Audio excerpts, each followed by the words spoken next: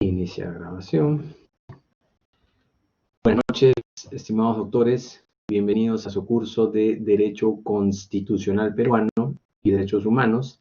Esta es la semana 9 y vamos a hablar sobre derechos económicos y sociales. Antes de empezar la clase, algunas cositas. En su grupo ya he corregido las evaluaciones, me falta migrarlas al portal académico. No sé cómo ustedes visualizan el sistema, pero yo he calificado ya en la parte que la universidad me da y ahora tengo que migrar esas notas. Lo voy a hacer el fin de semana, así que si ustedes ven de repente dos pantallas, dos sistemas, tienen dos plataformas, esperen que hasta el fin de semana recién se va a impactar en todos lados. De momento ustedes ya saben, la calificación ya la hice. Felicitarlos porque del grupo han sacado un promedio bastante alto y la solución de la prueba ha sido bastante buena, así que los felicito. Ha sido bastante agradable leer sus evaluaciones. El otro punto es, la universidad me pide que les haga recordar el que llenen la encuesta. Hay una encuesta, ¿sí? Llénenla, por favor, una encuesta sobre los cursos que tienen. Ya saben que el 10 y el 9 son los datos que importan y el 8 y el 7 no lo utilizan, ¿no? Es como neutro para efectos de lo que manejan al interno en la universidad. Del 6 al 1, eso sí lo toman en cuenta como negativo, y positivo solamente o 10 o 9, ¿no? El 8 y el 7 son neutros. Bien, habiendo dicho eso, antes de empezar con nuestra clase, le vamos a dar una tonalidad económica a nuestra clase. Recuerden el concepto ceteris paribus que habíamos conversado la vez pasada, era un término económico que significaba todo lo demás sigue igual, todo sigue constante, ¿verdad? ¿Por qué? Porque ahora vamos a dar una serie. Yo voy a contestar las encuestas. Gracias, José Luis, lo máximo. Porque vamos a dar una serie de ejemplos, pautas en teoría económica, y esa es la costumbre cuando se habla de algo en teoría económica, ¿no? Siempre vas en las variables que tú estás diciendo. Solamente es tu ejemplo. Así que tengan en cuenta ese detallito. Vamos a explicar nuestra clase siempre con las circunstancias que yo les digo. Pueden haber otras circunstancias, pero eso cambiaría los ejemplos que yo voy a dar. ¿Sí? Esa es la regla ceteris paribus que vamos a utilizar en toda clase. Bien, entonces proyectaré las diapositivas. Antes, bueno, quería tener más aforo ahora en la clase, no hay mucho aforo. ¿Desean ver el video ahora, un video de 2 minutos, o en un rato que haya más aforo para empezar con la clase? Es un videito pequeño. El sí significa, lo vemos ahora. Un video de 2 minutos nada más. Creo que importa para lo que vamos a hacer ahora. Bien, lo proyecto entonces, doctores, pongo aquí. Como siempre, me confirman por voz, porque yo no tengo acceso una vez que les proyecte el video. No tengo acceso al chat, ventanas de aplicación, pestañas de Chrome. Bien, lo pongo ahora.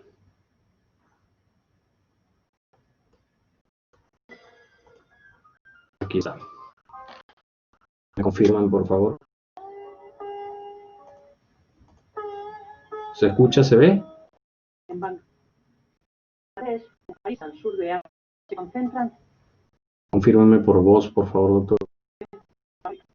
que son vitales. Gracias.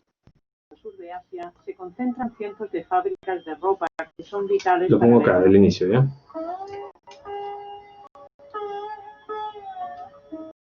En Bangladesh, un país al sur de Asia, se concentran cientos de fábricas de ropa que son vitales para la economía del país.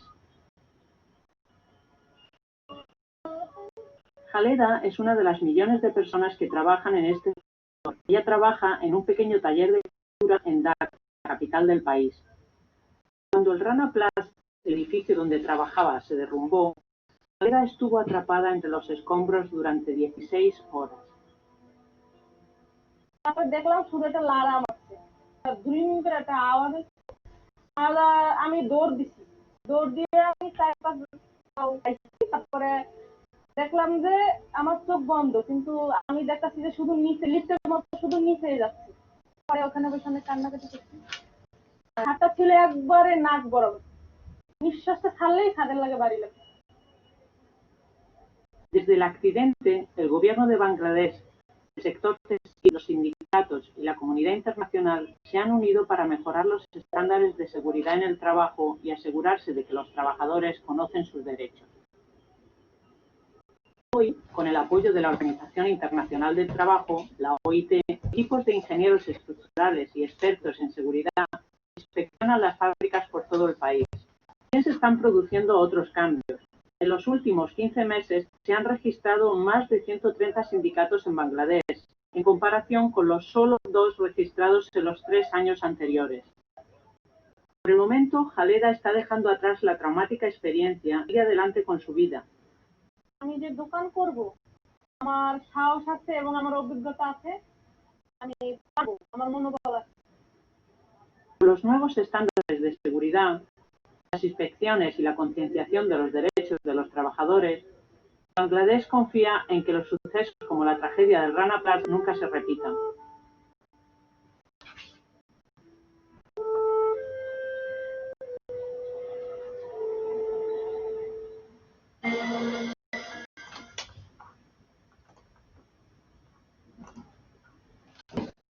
¿Vieron el video? ¿Qué les pareció? Es la continuación de lo que vimos la clase pasada, pero desde una óptica de Alejandro Meoño, una óptica individual, una óptica de Aleda. ¿Sí? ¿Alguien quiere dar un comentario del video de repente antes de empezar con la clase? Y proyectarles las láminas que tengo. Todavía no, estamos fríos.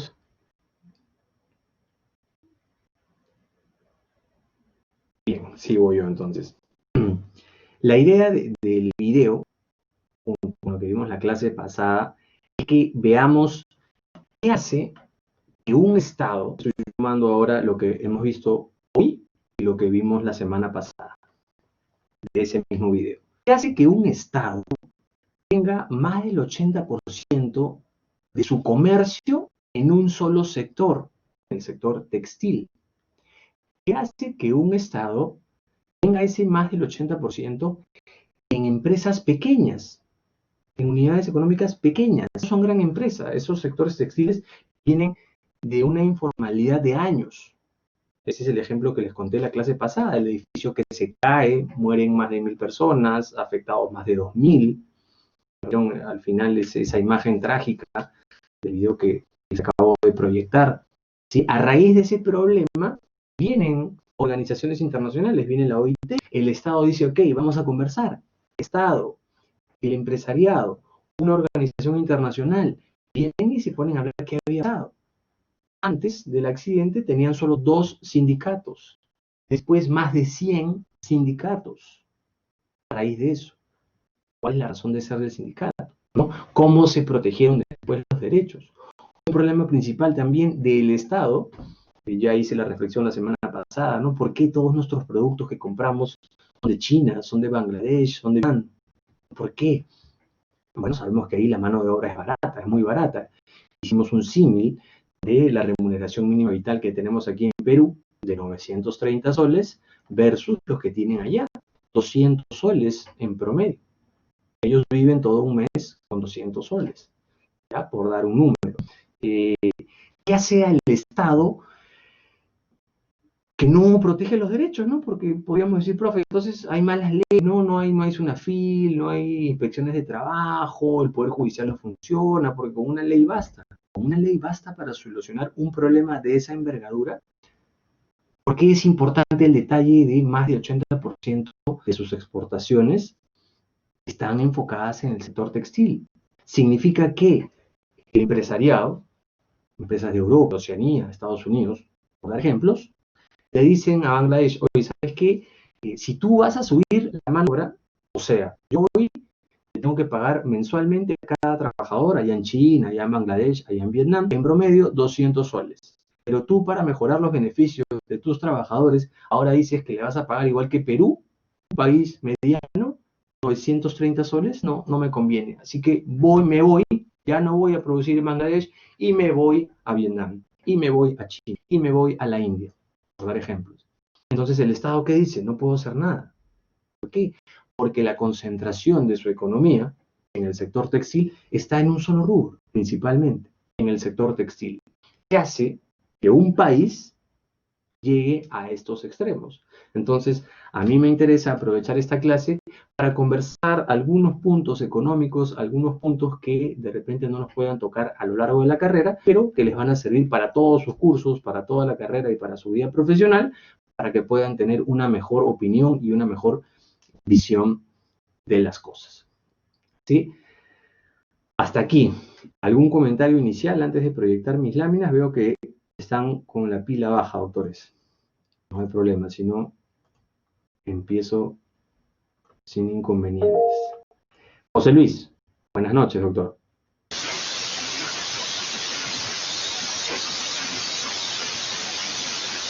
Adelante, doctor. Se prendió el audio, pero no escuché.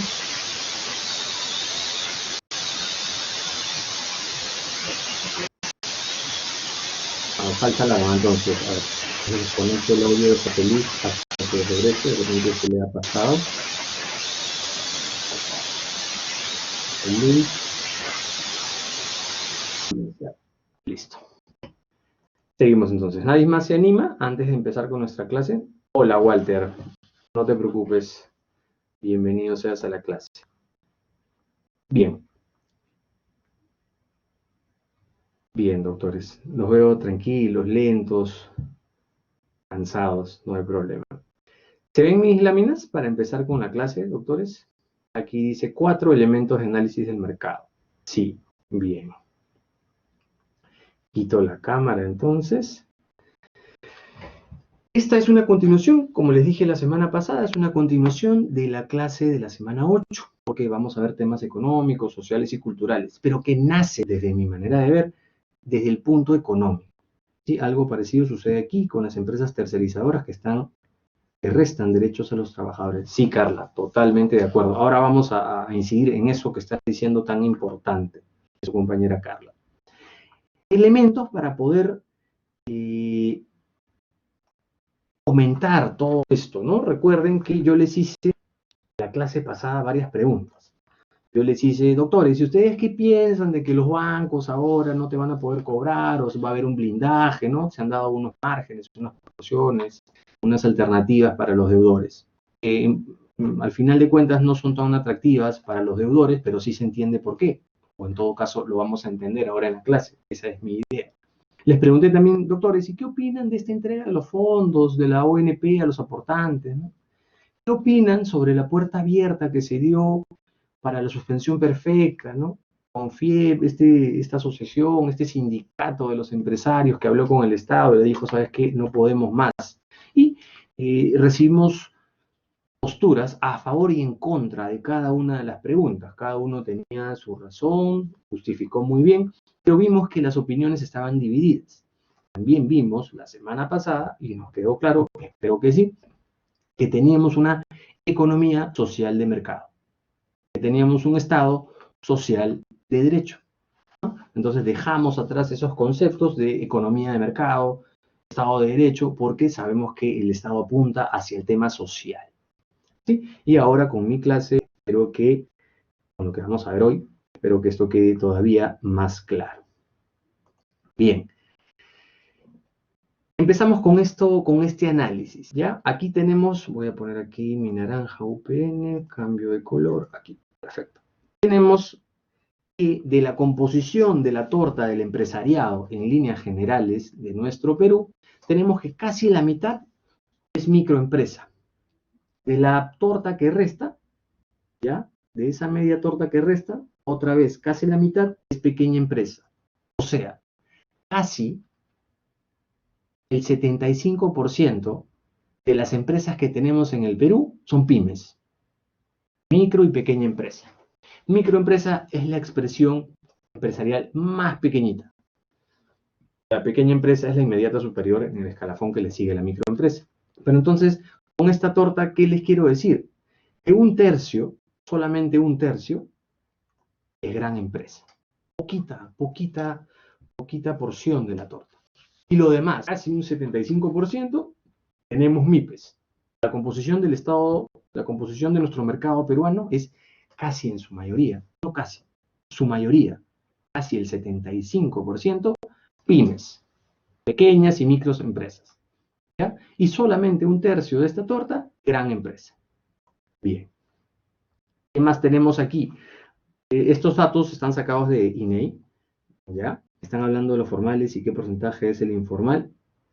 Aquí estamos hablando de primero, ¿cuál es la porción de las empresas? ¿Sí, Carla? La porción de las empresas. ¿Qué tenemos en el Estado? ¿Qué tenemos en nuestra economía? ¿Sí? Después, aquí en este cuadro, la población ocupada, según el tamaño de empresa. ¿Qué es lo que vemos aquí? Tenemos un estadístico del 2007, 2016, 2017. Pero me interesan los números.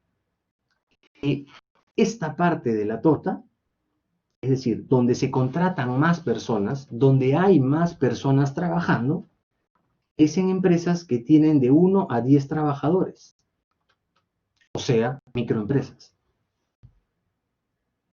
Y lo demás, más de 51 trabajadores o de 11 a 50, son poquitos. Pero ven aquí que también 2/3 de toda la torta que tenemos es en empresas de esas micro, de 1 a 10 trabajadores. Es decir, el emprendimiento de Alejandro, que por pandemia se pone a fabricar mascarillas, le va bien, entonces contrata 1, 2, 3, 4 y varias personas. Siempre en mini, siempre en micro.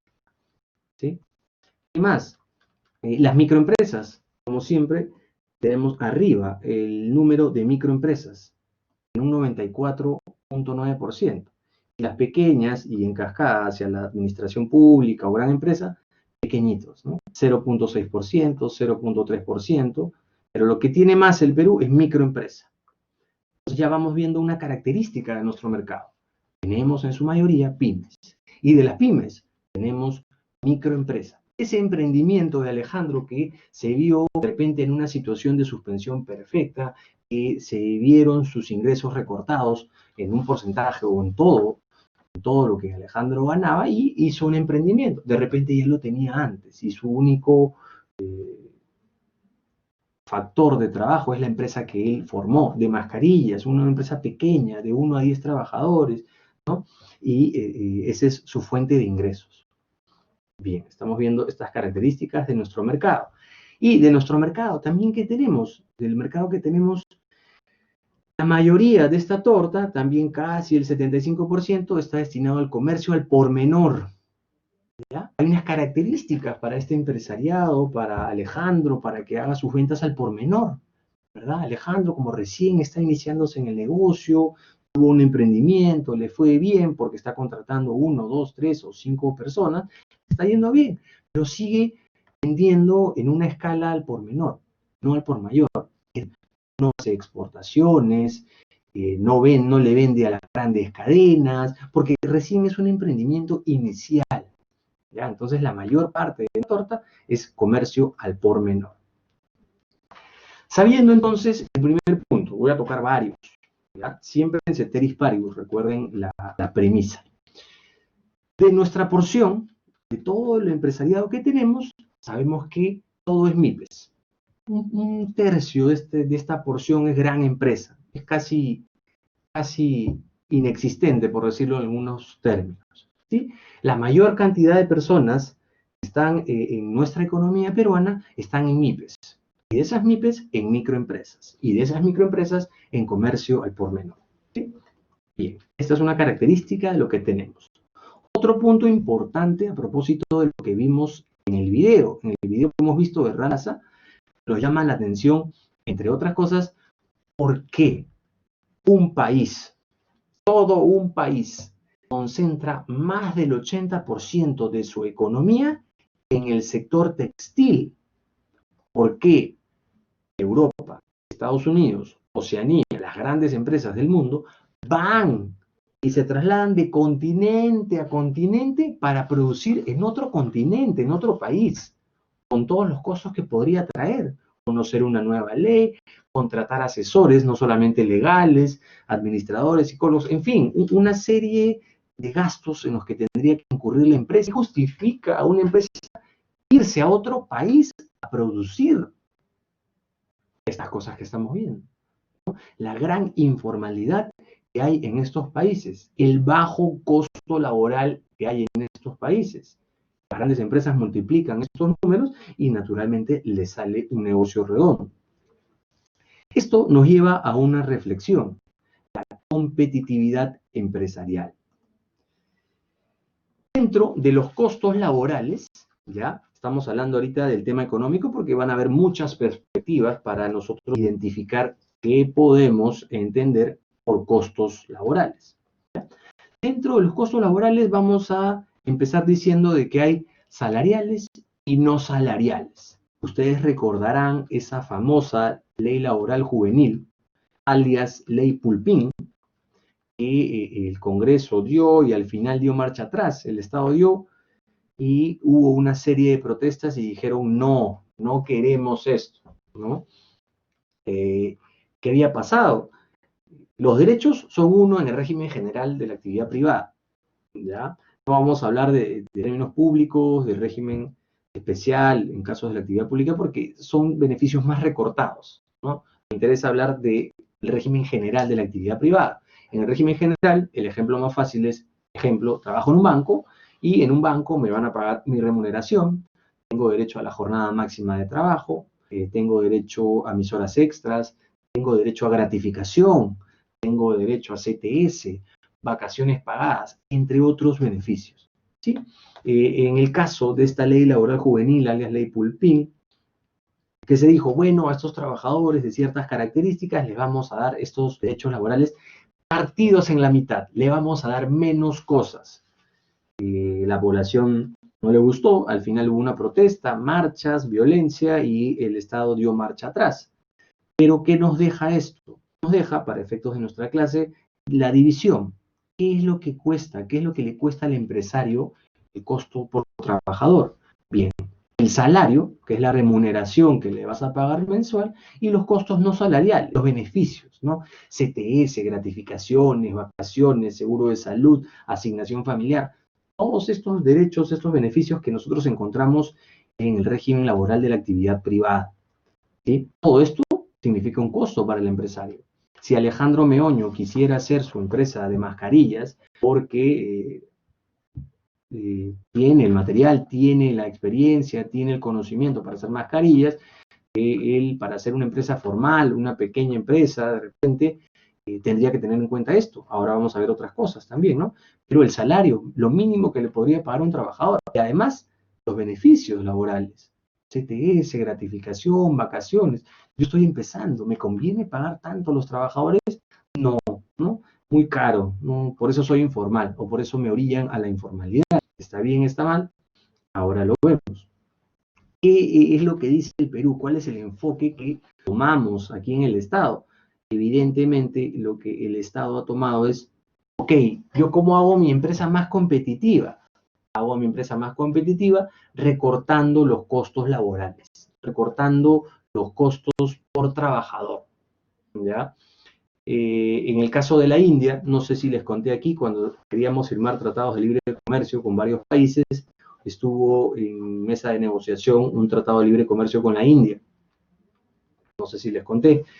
El Estado dio marcha atrás porque dijo, para mi empresario peruano, para mi empresario de Gamarra, el que fabrique mascarillas, polos, buzos, imaginemos, le voy a poner un número, para que fabrique un buzo, le sale en el precio de 20, a precio costo, pero viene el mercado de la India y fabricar un buzo, por los costos laborales mínimos que tienen, le sale 5. Entonces voy a matar a mis empresas peruanas, a mis empresas locales. No son competitivas frente a los mercados extranjeros, por muchas razones, una de las cuales vamos diciendo. Pero a eso apunta la competitividad, que tú puedas medirte frente a tus adversarios en el negocio, en el giro en el que te desempeñas, y qué es lo que te diferencia, ¿Qué es lo que te hace mejor? ¿Qué es lo que hace que el público, el consumidor, te prefiera? ¿Sí? En el Perú, lo que se ha hecho, el enfoque predominante para reducir estos costos laborales por trabajadores, ¿sabes qué? Le pagamos menos a Alejandro. Vamos a crear regímenes especiales, régimen de la microempresa, entre otros, régimen agrario, regímenes especiales para trabajadores, que salgan de este régimen general. En la microempresa no se pagarán varios derechos, en la pequeña empresa se pagarán, pero reducidos al 50%. ¿Ya? Hay una lógica para que el legislador diga, ok, vamos a pagarle menos a los trabajadores. ¿Sí? ¿Cómo nosotros sacamos los costos laborales por bien producido? ¿Ya? Que lo vamos a conocer como CLU, costo laboral unitario. ¿Cómo yo voy a sacar un costo? Bien, lo que me cuesta pagarle a Alejandro como retención en el mes, en el año, versus lo que Alejandro me produce. Un ejemplo fácil es, Alejandro vende seguros, ¿ya? Alejandro yo le pago 1000 y él por mes me vende 100 seguros. Cada seguro vale 100%, ¿no? Entonces, todo lo que me representa en ingresos a mí como empresa versus lo que le pago a Alejandro. Esto es lo que te dice la división. Bien. ¿Cómo se mejora la competitividad de las empresas en el mercado? Tenemos dos maneras de mejorar la competitividad. Tenemos dos maneras de que Alejandro compita con la India, compita con China. ¿Ya? Dos maneras. La primera, que es la que ha tomado el Estado peruano, disminuyendo los costos laborales por trabajador. O sea, reduces remuneraciones, reduces beneficios sociales. ¿Sí? Ya no le pagas el 100% de las vacaciones, ahora son 15 días de vacaciones. No le pagas gratificación completa, le pagas la mitad. No le pagas ETS, le pagas la mitad. O aún más drástico, en las microempresas tal vez no tengan varios de estos beneficios, simplemente no los tienen, ¿verdad? Y la manera, la que utiliza ejemplos Estados Unidos, Europa, incrementar el producto por trabajador, productos producto de la tecnología, de la invención, del mejor desempeño de los trabajadores. Ahora vamos a ver este segundo punto también, ¿no? Porque nosotros lo vemos en los mercados europeos. Profe, porque lo que usted me está diciendo es que hay dos maneras para hacer una empresa competitiva, ¿sí? Y nos puso el ejemplo de la India, el buzo, del empresario de Gamarra, que le sale producir un buzo, la unidad 20, mientras que a la India les ese mismo buzo a 5, ¿verdad? ¿Cómo hacen competitivas a las empresas? Hay dos maneras. O le pagas menos al trabajador, le pagas menos a Alejandro, pagas menos remuneración, menos beneficios, o haces más productivo a tu trabajador. Pero el hacer más productivo a tu trabajador, que es este punto B, tiene un costo y tiene un tiempo. Es un mayor costo para las empresas. ¿Cuáles son las características de nuestro empresariado? Las MIPES, especialmente microempresas. ¿Cómo hacemos que Alejandro, que recién inicia en su emprendimiento, que hemos dicho de 1 a 10 trabajadores, ¿verdad? Les di los datos al inicio. ¿Cómo hacemos que Alejandro invierta en infraestructura, en tecnología, en capacitación para hacer a sus trabajadores más productivos? ¿Cómo hacemos que Alejandro tenga las últimas máquinas, sus trabajadores sean bastante diestros, tengan una capacitación excelente, que eviten accidentes y que produzcan más por hora? ¿No? Eso genera un costo, genera un nivel de asesoría y un nivel de información mayor, que por la calidad, por la cantidad de nuestras empresas locales, ya sabemos que es MIPES, informales, pequeñas empresas, microempresas, que no llegan a esta forma de hacerlas más competitivas. Bien. Reducción de los costos laborales por trabajador. Lo que hemos adoptado nosotros es, le pagamos menos a Alejandro. Pero ¿cuál es un efecto, ya mirando la economía? Poquito a poquito vamos entrando en economía. ¿Y cuál es un efecto del pagarle menos a Alejandro? ¿Ya? Primero que estás haciendo que Alejandro tenga un sueldo, una remuneración mínima, y con eso no va a poder alcanzar todos estos conceptos que hemos estado hablando, ¿no? El desarrollo en sociedad, realizarse como persona, su derecho a la educación, a la salud, a la pensión, todo lo que habíamos dicho, ¿no? La dignidad. Con un sueldo mínimo es difícil que nosotros podamos alcanzar el máximo de nuestro potencial o la realización que nos dice la Constitución, ¿no?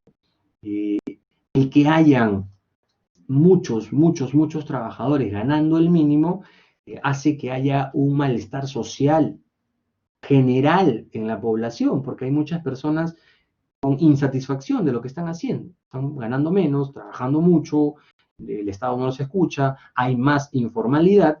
¿Por qué hay más informalidad? En este caso de Bangladesh, para no volvernos políticos aquí. Hay más informalidad, ¿por qué? Porque la presión la tienen las empresas. ¿Ya? Funciona como un monopolio, oligopolio, o un monopsonio o oligopsonio. ¿Sí? Me comentan si están familiarizados con esos conceptos. ¿Sí? Por eso es que el Estado, en la mayoría de los estados, no se promueven las actividades monopólicas, ¿ya? O los grupos dominantes. No es lo que se quiere en un mercado porque esto evidentemente perjudica la economía por una serie de fallas que se van a dar o se darían en el mercado, ¿ya? Seguimos. ¿Cómo vamos aquí, doctores? Todavía estoy alineando lo que vamos a conversar. Los veo callados, tranquilos. ¿Me siguen? ¿Vamos bien? Quiero presentarles cada uno de los conceptos. Bien, seguimos. Gracias, Merly, Alfredo, José Luis. Gracias, doctores. Bien, seguimos. Reducción de costos laborales por trabajador. Hemos dicho que es lo que hace nuestro legislador, ¿no? El legislador hay que pagarle menos a Alejandro, y eso es lo que hace. Y una política que enfoca el pagar menos a tu solo monopolio, conozco, lo demás no. Allá, dentro de lo que vamos a conocer como monopolio, monopsonio, oligopolio, ¿cuál es la característica de nuestro mercado? Monopolio, siempre ustedes acuérdense y miren hacia atrás, es una empresa que te vende y muchos compradores. Todos queríamos, hace muchísimos años, de la compañía de teléfonos del Perú, ¿verdad? Queríamos una línea, queríamos muchos compradores y solamente un vendedor. Eso es malo para el mercado y es malo porque si solamente un vendedor, ese único vendedor, ese único empresario va a hacer lo que quiera. Te va a dar un mal servicio, un mal producto, los tiempos de respuesta van a ser malos, no va a tener incentivos para mejorar su precio y su tecnología, porque es el único. O le compras a él o no le compras a nadie, ¿verdad? Eso es un monopolio, eso es lo que teníamos en los inicios de ejemplo, en el tema de telefonía, ¿verdad? La compañía peruana de teléfonos y al final fue cambiado. Eso es un monopolio. Es un oligopolio. Es un oligopolio. Oligopolio es lo que tenemos en el Perú. Oligopolios son pocos vendedores y muchos Alejandros que quieren comprar. Nuestro Perú está compuesto por oligopolios. Imaginemos cadenas de farmacias. Tenemos 3 o 4 cadenas grandes de farmacias. Imaginemos las tiendas por departamentos. Tenemos 3, 4, 5 tiendas por departamentos. Imaginemos grifos. Imaginemos también telefonía. Tenemos 3, 4 grandes empresas. No tenemos más. Entonces, son pequeñas. Son grupos pequeños. Pueden ser hipermagnas empresas, pero son grupos pequeños. Eso es oligopolio. Oligopolio es un pequeño grupo de empresas que le venden a muchos compradores, a muchos Alejandros. ¿Cuál es el problema? Se sigue cayendo en temas, en conceptos de dominio, posición de dominio, temas monopólicos. Porque como son los únicos que venden en el mercado, no tienen mucho incentivo para mejorar su tecnología, para mejorar su servicio, que de hecho lo están haciendo. ¿Sí? Concertan precios, como dice Qatari. Siempre me confundo, me corrige si está bien pronunciado. ¿Sí? Entonces, hay estas situaciones, anomalías en el mercado. Lo que tenemos nosotros son oligopolios en el Perú. Profe, y usted también dijo algo de monopsonio, oligopsonios. Monopsonio es la inversa. Imagínense ustedes los supuestos de leche, ¿no? En el monopsonio, ¿qué era el monopolio? Era la empresa de teléfono, la única que teníamos, o sea, una empresa y muchos compradores. En el monopsonio es al revés. Tenemos un solo comprador y muchos vendedores. Como por ejemplo lo que hemos visto en Rana Plaza o en la leche. ¿Ya? En el caso de la leche, aquí en Perú, los ganaderos preferían botar la leche al piso porque todos estos ganaderos, todos estos comerciantes le vendían a una sola empresa. Antes teníamos una, ahora tenemos igual pocas, ¿no? Entonces, cuando una sola empresa es la que te compra la papa, el camote, el arroz, la leche, esa única empresa tiene control sobre ti. Porque o te compra o nadie más te va a comprar. Entonces, al ser una sola empresa la que te compra, hay un problema, porque también te va a bajar los precios, no va a dejar crecer a todos estos ganaderos, a todos estos comerciantes que van a vender la leche, ¿sí? Entonces, monopsonio son muchas empresas que venden y un solo comprador. En líneas generales, estos oligopsonios o oligopolios, ¿ya? Sabiendo que ya son cosas distintas, no es lo que se quiere en el mercado, porque hay estas anomalías, ¿ya?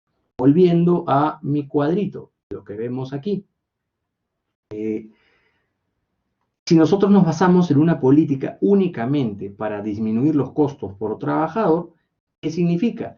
Que Alejandro, al tener un ingreso mínimo, va a poder disponer de un dinero mínimo en el mercado. No irá al cine, solamente tendrá para cubrir su alimentación, alojamiento y servicios básicos. ¿Qué quiere decir esto? Que ya no habrán muchas empresas ofreciéndole a Alejandro cine, ofreciéndole a Alejandro buenas ofertas para comida, ofreciéndole a Alejandro tiendas por departamentos para que se compre ropa, fragancias, etcétera, ¿verdad? Todo es una cadena y ahora estamos hablando poquito a poquito para llegar a toda esta cadena de la que estamos conversando. Fomento de la productividad. El Estado tiene la necesidad de fomentar la productividad. Ahora vamos a ver qué se entiende por cadena de pagos. Muchos de ustedes tendrán el concepto, pero a veces para efectos de la clase es necesario refrescarlo para que se entienda el punto, ¿no? El Estado tiene dos maneras de promocionar la productividad en un mercado, ¿no? O hace más competitivas a las empresas, o el tema de las remuneraciones, el tema de los costos laborales. Insisto, en Estados Unidos, Europa, Oceanía, hay empresas que le pagan muy bien a sus trabajadores. Entonces no pasa por un tema de pagarle menos a Alejandro, no pasa por un tema de pagar menos costos salariales, costos por trabajador, ¿no? Hay que invertir también en tecnología, en invención, infraestructura, pero es muy difícil porque para eso se necesitaría mucho capital. Y sabemos ahora cuál es la característica de nuestra economía, ¿ya? ¿Cómo mejorar la competitividad? Mejorando tecnología, dando innovación, fomentando la inversión. Inversión, ¿ya? Cuando lleguemos al tema de cadena de pagos, va a quedar más claro por qué el Estado fomenta la inversión, porque hemos visto tantos conceptos, tanto en las noticias, que el Estado daba créditos reactiva, daba bonos. ¿Por qué? ¿Por qué está dando el Estado dinero a las personas, dinero a las empresas? ¿Qué es lo que se quiere? Bien, aquí tenemos un ejemplo que también es de un material personal, que yo siempre trato de ponerles un material que a ustedes les sirva. ¿Cómo se mejora la competitividad? Para ponerlo ya en casos concretos, ¿no? Aquí, ¿qué dijeron las grandes empresas? Oye, ¿sabes qué? Yo para exportar mis bienes producidos me sale muy caro pagar en el envío tantos containers, ¿no? De continente a continente me sale muy caro. Voy a poner un número. En un container yo puedo poner 100 cajas, ¿ya? Y cada container me sale carísimo, así que se contrató un experto de ingenieros, un grupo de expertos para que vean cómo podían mejorar dentro de toda la cadena de producción a la empresa, cómo mejorar su competitividad. Y lo que dijeron es, ¿sabes qué, empresa? Vamos a hacer el empaquetado más pequeño. ¿Cómo más pequeño? Sí, pues, porque el producto montado tiene este volumen, 0,14, por ejemplo. Pero si nosotros compactamos todavía más esa cajita, el volumen es 0,02. Una proporción de 1 a 7, ven aquí. Entonces con eso ya no vas a poder solamente poner 100 cajas, vas a poner 700 cajas, por dar un ejemplo, ¿sí? A esos niveles llega la competitividad. No solamente es implementar tecnología, mejores máquinas, un mejor departamento, no. A estos niveles también llega la competitividad. Todos esos números valen. Y con eso, si entran más productos en un container, significa que se va a gastar menos en transporte y en todo lo que ello conlleva, ¿sí? A eso me refiero con la competitividad. Ahora llegamos al otro concepto importante para mi clase de formalidad e informalidad.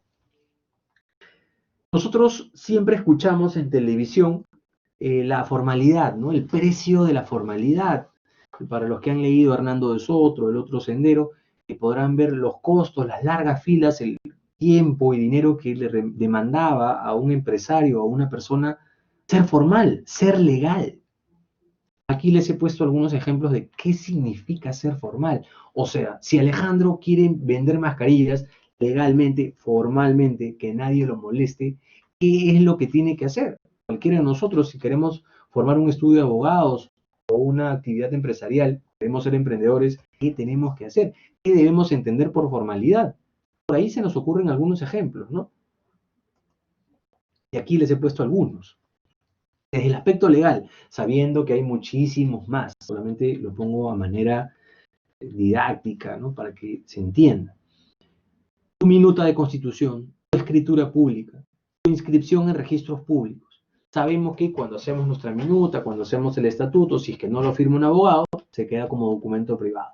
Cuando lo firma el abogado, se convierte en minuta. Cuando vamos al notario, el notario lo firma, se convierte en escritura. Y solo las escrituras públicas van a registros públicos. Y todo esto tiene un costo, tiene dinero, tiene un costo en dinero, en tiempo, en asesoría. Contratar a una persona que te pueda asesorar, pagar derechos notariales, registrales, entre otros. Combustible, transporte, todo esto desde el aspecto legal, solamente para constituir tu empresa tiene un costo. ¿Sí? Como dice Walter, excelente, ¿no? El que tú te formalices, el que tú tengas una personalidad jurídica con todo lo que eso va a representar para ustedes ya desde el ámbito legal, ¿no? ¿Qué les conviene? ¿Ser una empresa unipersonal o una empresa, una persona jurídica? ¿Verdad? Desde el aspecto tributario, solicitar tu RUC, compra y legalización de libros contables, dependiendo del sector, régimen en el que estés, pago de tus impuestos, por más de que sea, haya este nuevo régimen RUS, ¿no? Que puedas pagar 20, 50 soles, es un gasto, es un tiempo, ¿ya? Inscripción en el REMIPE, estas microempresas, estas MIPES, para gozar de los beneficios que le da el Estado, como por ejemplo, ¿sabes qué? Un MIPE, si vas a ser pequeña empresa, vas a pagar unos beneficios a la mitad. Y si eres microempresa, pagas todavía menos beneficios laborales, ¿sí? Para que tú tengas esos beneficios, tienes que tener una inscripción en el REMIPE. ¿Qué pasó acá?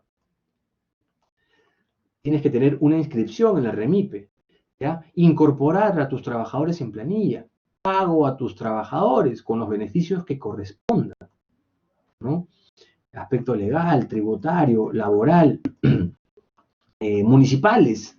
Si tú quieres ser formal, quieres tener tu local, tu oficina, tu estudio, bien, necesitas una licencia municipal de funcionamiento. Quieres poner tu letrero, una licencia para este aviso. Con todos los trámites burocráticos para las personas, nosotros que somos abogados y estamos en esto, sabemos todas las barreras burocráticas y los peros que podemos encontrar en una municipalidad. Y hay municipalidades y municipalidades, ¿ah? Esto es bastante triste, es bastante titánica la tarea para ir a las municipalidades. No siempre te vas a encontrar con un buen funcionario, ¿sí? Trámites especiales, ya dependiendo del tipo de negocio al que tú te vayas a dedicar, ¿ya? Complementarios. Tú quieres registrar tu marca, la naranja mecánica del sabor, ¿no? No sé, ejemplos, ¿no? Muchos, muchos ejemplos. Quieres registrar tu marca. Eso también tendrá un costo en asesorías, porque recordemos que no todos tienen conocimiento de leyes. Alejandro solamente sabe hacer mascarillas y punto. No sé más. Yo solamente sé hacer mascarillas. Sé coser, tengo mi máquina y tengo telas. No sé más. Todos estos puntos, por desconocimiento también, es posible que no se hagan. O conociéndolo, sabiendo lo que me va a costar el abogado, el trámite, el tiempo, no lo hago, ¿no? La inscripción en el Registro Nacional de Proveedores, si quieres contratar con el Estado, necesitas toda una lógica, ¿no? Entonces, aquí vemos, con estos pequeñitos ejemplos, el costo de la formalidad, el costo del por qué nuestras empresas son MIPES, por qué tenemos tanta informalidad en nuestro país, ¿sí? Dependiendo del rubro, realizar son los costos a pagar para constituir. Exacto, Walter. Todo va a depender. Justamente por el comentario de Walter, yo les he dicho que nuestra clase va a estar en modo ceteris paribus, ¿sí? Van a haber muchísimos ejemplos, muchísimas circunstancias que apoyen lo que estamos diciendo, pero como estamos hablando de temas económicos, siempre los ejemplos que pongo son esos. Pueden haber variantes, exacto, pero esas variantes modificaría el ejemplo inicial. Tengan en cuenta ese detalle. ¿Ya? Exacto, Santos nos dice que son pymes de acuerdo a sus ventas. Exacto, ¿no? 150 UITs, 1700 UITs, y en fin, hay toda una lógica para la división de las microempresas, pequeñas empresas. Pero yo estoy yendo más que a lo que nos diga SUNAT, estoy yendo a qué es lo que necesita Alejandro. Alejandro para producir, así la SUNAT me diga que necesito tal cantidad de ventas anuales, lo que yo necesito saber es cuántos trabajadores necesito contratar para producir, porque al final del día lo que Alejandro quiere es tener una renta, tener una utilidad y cubrir sus necesidades básicas. Y si va a tener utilidad mayor, perfecto. Eso es lo que le importa a Alejandro. Alejandro no sabe nada más. Alejandro solamente sabe hacer mascarillas, ¿sí? ¿Cómo podemos mejorar esta competitividad de la que estamos hablando? De muchas maneras, dando financiamiento, dando capacitación, asistencia técnica, abriendo mercados a estas pequeñas empresas, dando innovaciones y nuevas tecnologías. ¿Sí? Bien, simplificación administrativa, que las personas sepan cuáles son los requisitos administrativos que deben cumplir y simplificarles la manera. Bueno, ahora el Estado ha simplificado, ¿no? El tema burocrático, ahora no te piden copia del DNI. Bien, ha simplificado el tema administrativo. Establecimiento de mecanismos tributarios promocionales, lo que nos dice Santos, ¿no? Cada empresa tendrá sus características y cada empresa se acogerá a beneficios tributarios dependiendo de las características, ¿sí? ¿Por qué? Ahora vamos a ver por qué el Estado hace estas divisiones, por qué el Estado da estas concesiones. Yo también hice una pregunta a la clase pasada y les dije, doctores, ¿ustedes creen que la gran empresa, la mediana empresa, la pequeña empresa y la microempresa son iguales? Y todos me dijeron al unísono, no, profesor, no son iguales.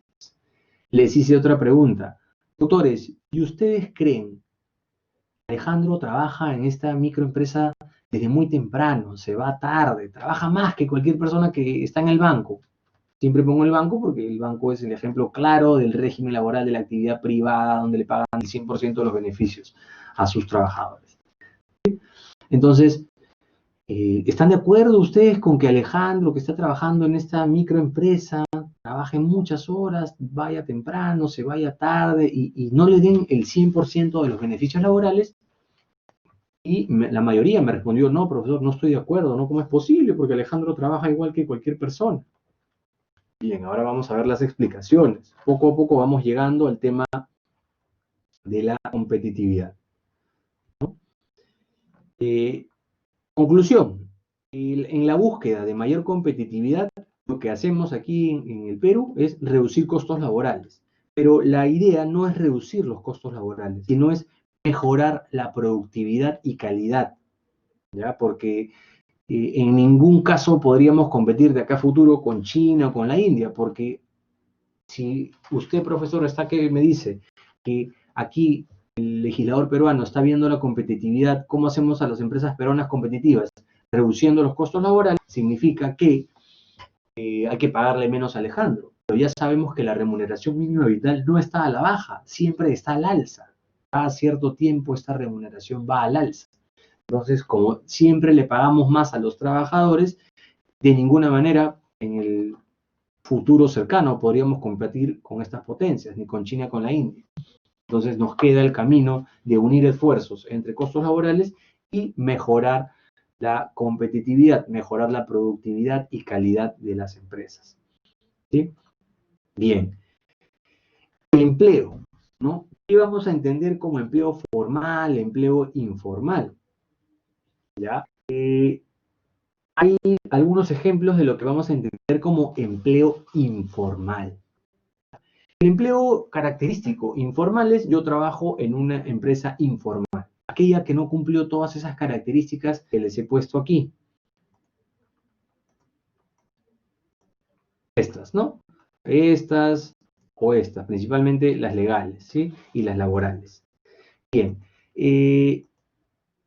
una empresa informal, el ejemplo claro es esa empresa que es informal, no se constituyó. Alejandro simplemente viene a hacer mascarillas y le dice a algunos amigos: oye, ¿sabes qué?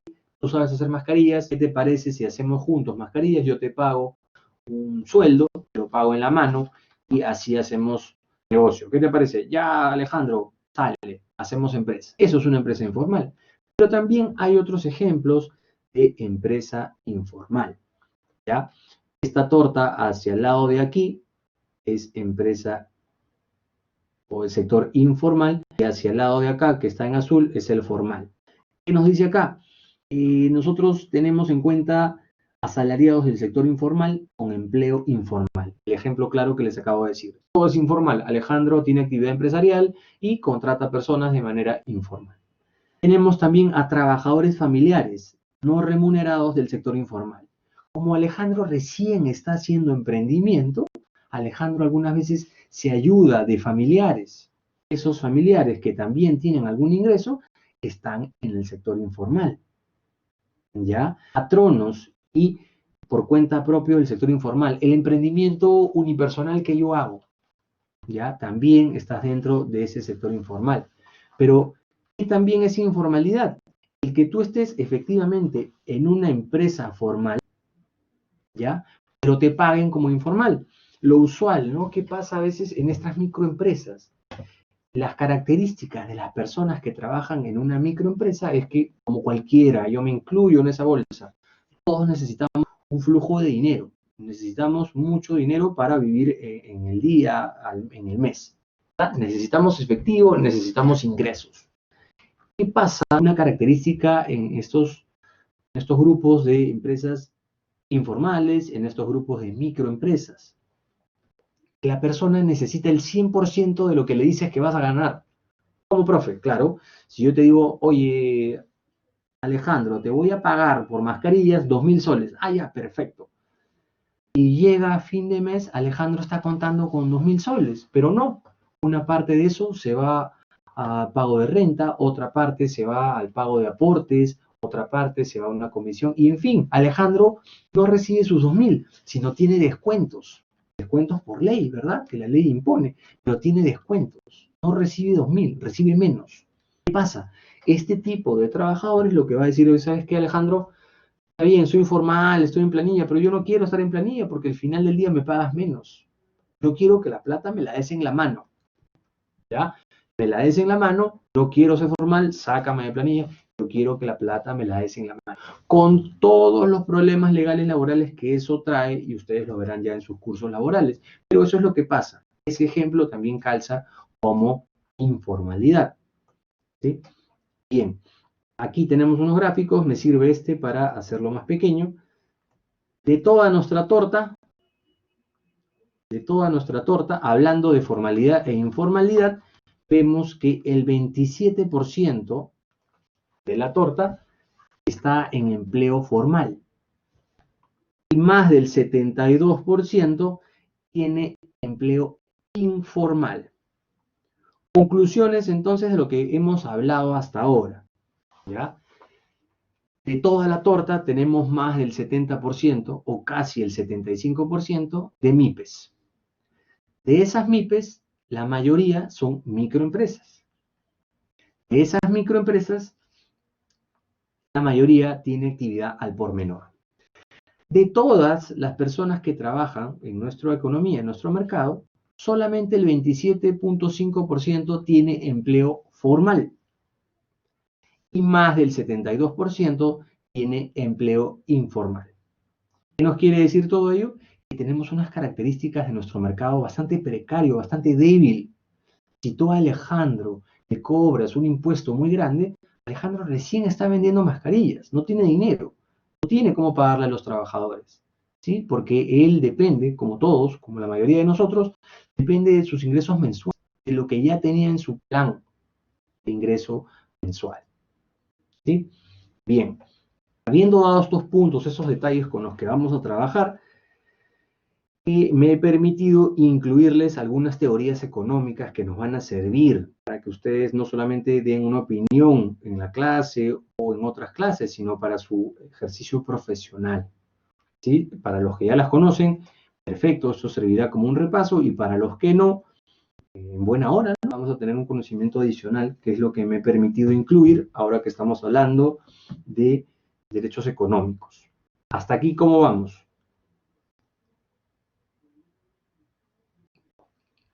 A unas pautas para tomar agua. Oh, claro. Bien. Seguimos. Oh, claro, dice Walter. Bien. Seguimos, doctores. Entonces, algunas teorías económicas con las que se mide el mercado y principalmente el mercado laboral. ¿Ya? Algunas teorías económicas. Aquí les he puesto una imagen también muy interesante. Esta máquina se llama Jenny. Es una máquina que surgió, se creó, se inventó hacia los 1700 y representa el cambio de paradigma. Cuando viene lo que hemos hablado de repente en derechos humanos, ¿no? El derecho civil, después viene el maquinismo, viene una revolución industrial. Bueno, con el maquinismo, ¿qué pasó? Las contrataciones civiles ya no servían para la contratación laboral, ¿ya? La contratación que se tenía era de locación de servicios. ¿Sabes qué? Tú vienes acá a mi empresa a fabricar hilos, ¿ya? Y yo te voy a pagar al mes o al día tanto. No me interesa cuánto trabajes, porque yo te he contratado para que fabriques hilos y punto.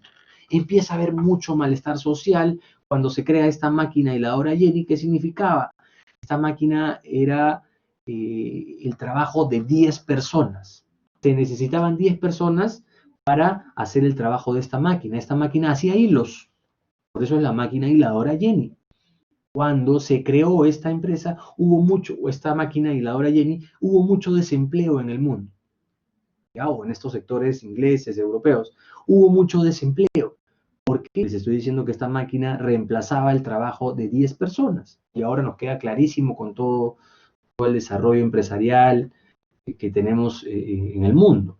¿Sí? Pero en ese entonces, ¿qué pasó con esta máquina? Esta máquina fue juzgada, sentenciada y quemada en una plaza pública, ¿ya? ¿Por qué había dejado en desempleo a muchas personas? Hubo bastante malestar social, porque de un momento a otro, con el maquinismo, vienen las invenciones y muchas personas perdieron empleo. Entonces, el malestar social era muy grande. ¿Y qué empezó a ocurrir? ¿Sabes qué? Tú quieres trabajar acá en la empresa, ¿no? Hay muchas personas que vinieron del campo a la ciudad, el proletariado y todos estos conceptos que se fueron desarrollando a raíz del maquinismo. Bueno, hay un puesto de trabajo. ¿Quién no quiere? Y teníamos a 100 personas postulando para el mismo trabajo. Si hay muchas personas postulando para el mismo trabajo, ¿qué pasa? Las condiciones laborales se van a precarizar, porque cada uno, con tal de conseguir el empleo, va a aceptar menores condiciones de trabajo. ¿Sabes qué? Si quieres, págame por debajo del mínimo, pero yo necesito trabajar, por favor. Págame aunque sea 800, 700. Yo necesito trabajar. Ya, ok. Eso ocurría antes, ahora es muy difícil. Que siga ocurriendo, no significa que sea lo correcto, ¿sí? Entonces, esta máquina hiladora Jenny es la que nos da unas pautas para las teorías económicas que vamos a hablar. Antes de empezar, ¿qué entendemos por cadena de pagos? ¿Ya?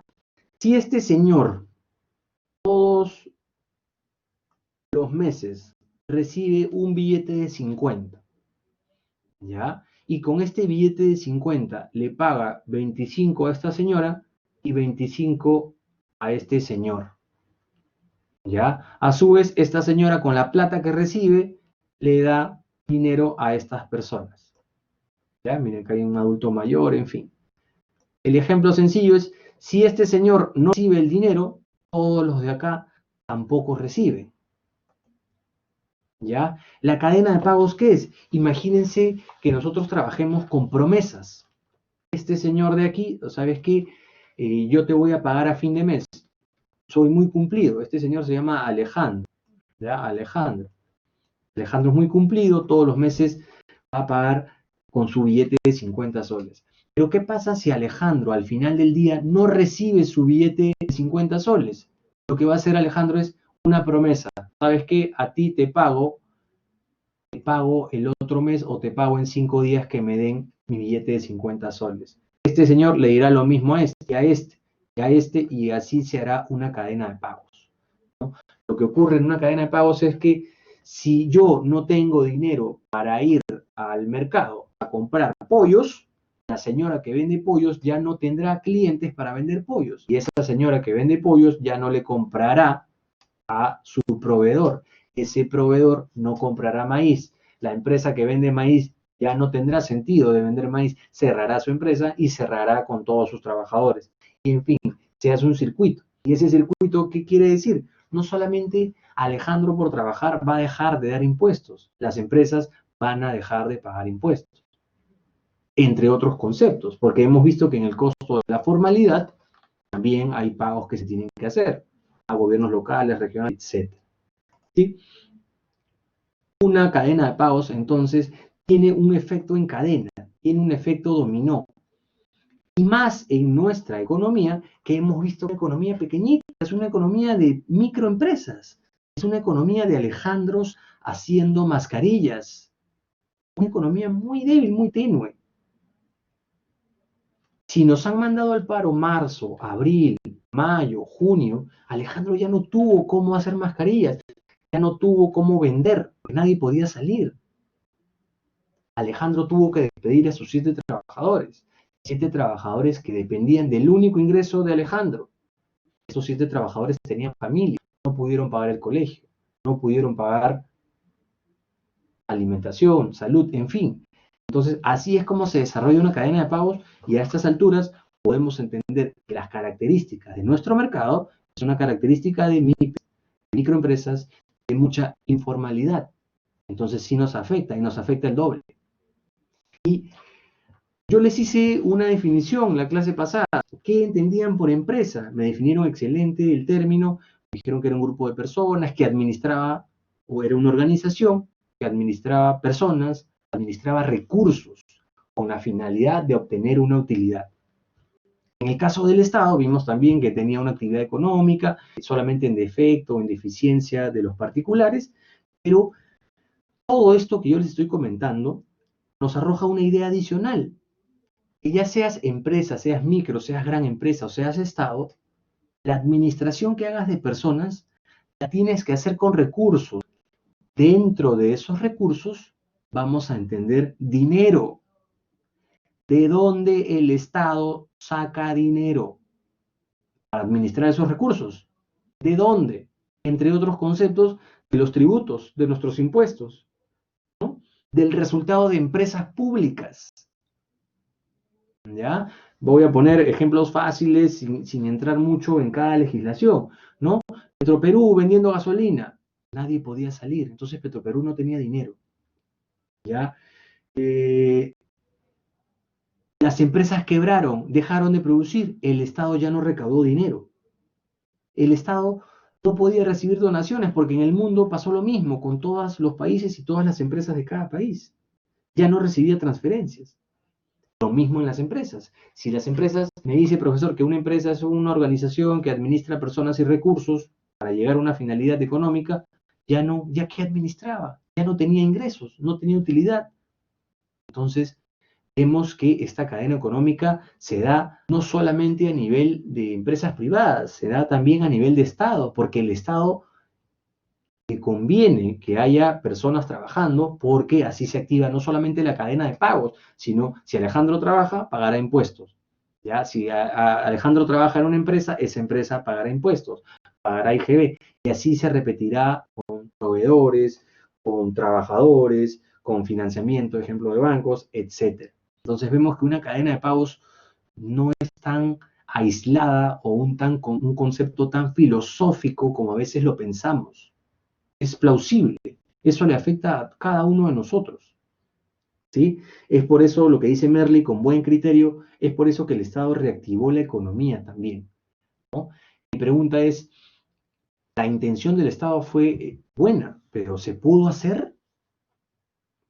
Insisto, reconozcan ustedes cuáles son las características de nuestra economía peruana, las características de nuestra empresa, que ya les acabo de comentar. Bien, así entonces les voy a comentar brevemente unas 5 teorías. Esta primera teoría clásica es cuando yo les hice una pregunta en la clase pasada: doctores, si ustedes creen que tenemos una economía de mercado, y ustedes sí, profesor, sí, economía de mercado, a estas alturas sabemos que es una economía social de mercado. Pero ¿qué nos dice esta teoría clásica con Adam Smith? Nos dice que el precio de las cosas se va a regular por la ley de la oferta y la demanda. ¿Sí? Oferta y demanda, ejemplo, si es que yo en un partido de Perú, antes de pandemia, iba al estadio, como hay muchas personas ofreciéndome camisetas de Perú, lo más probable es que el precio baje, porque yo tengo capacidad de elegir si le compro a uno, al otro, al otro. Tengo camisetas por muchos lados. Pero ¿qué pasó al inicio de la pandemia, inclusive hasta ahora, ¿no? Si algo es escaso, si algo tiene muy poca rotación en el mercado, ejemplo, el oxígeno, donde no se conseguía rápido, el precio sube. Entonces, eso es oferta y demanda. Si muchas personas demandan, si muchas personas quieren comprar algo, dependerá de las circunstancias del mercado, pero lo más probable es que el precio suba. ¿Sí? Y si pocas personas quieren comprar algo, lo más probable es que el precio baje, ¿verdad? Ahora, todos queremos equipos de cómputo. Como todos queremos equipos de cómputo, los precios de cómputo van a subir. Ahora no queremos, ¿qué cosa? No queremos ternos. Los precios de los ternos van a bajar. Por dar ejemplo, ¿no? Eso es ley de la oferta y la demanda.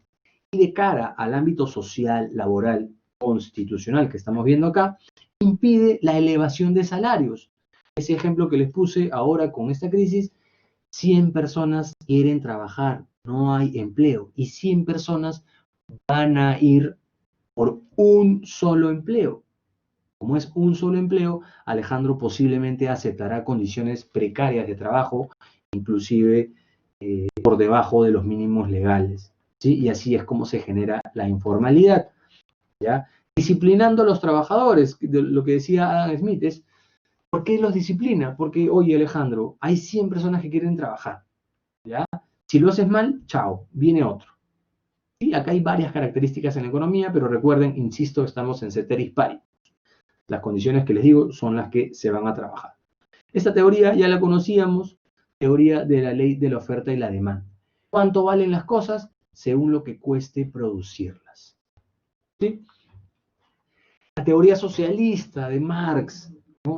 ¿Cuánto valen las cosas? Las cosas valen, decía Marx, según el valor del trabajo no pagado. Los empresarios se hacen ricos, le pagan una miseria a los trabajadores y se hacen ricos. Miren ustedes el caso Rana Plaza que hemos visto en el video, ¿sí? Si solo el mercado, que es lo que decía Marx, excelente esta apreciación, si solo el mercado se regula por el mercado, habrá lucha de clases. El Estado debe dirigir la actividad del mercado. Como profe, me ha dicho 7 veces mercado, ¿cómo es eso? Claro.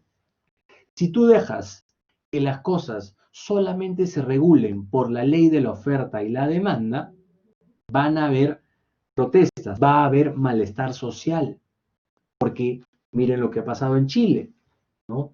Tanto dejaban que la economía funcione, ley de la oferta y la demanda, hasta que la población dice: basta ya, ¿por qué me cobras tanto por estos productos? Y tu Estado les das todas las facilidades a estas empresas para que me cobren mucho por estos productos. ¿Sabes qué? Basta ya, hay protestas.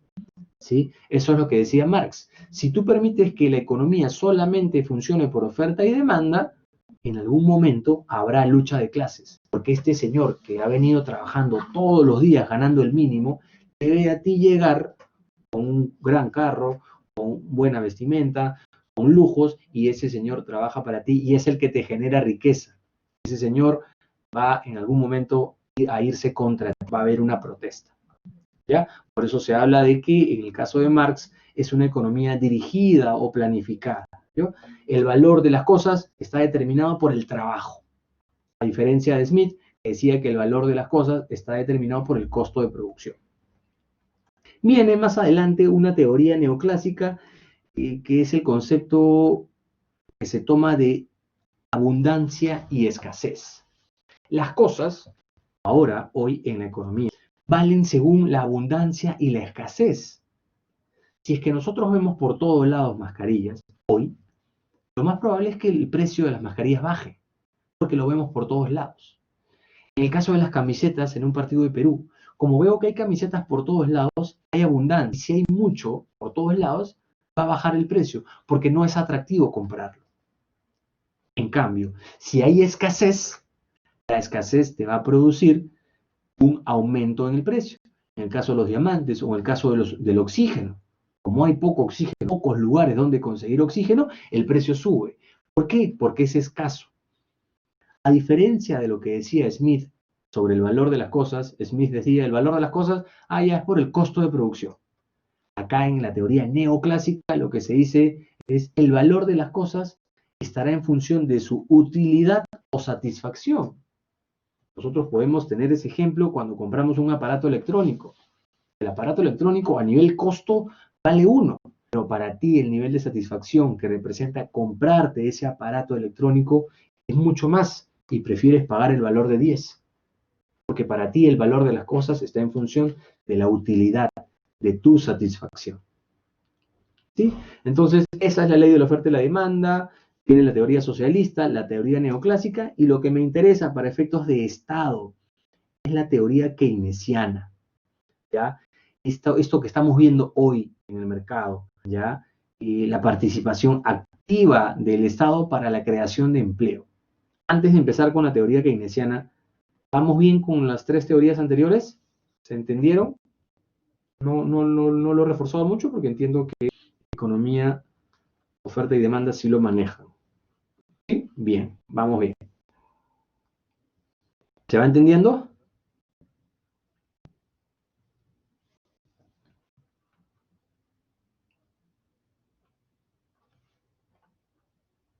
Perfecto. Gracias, doctores, por estar atentos y por ayudarme con la retroalimentación.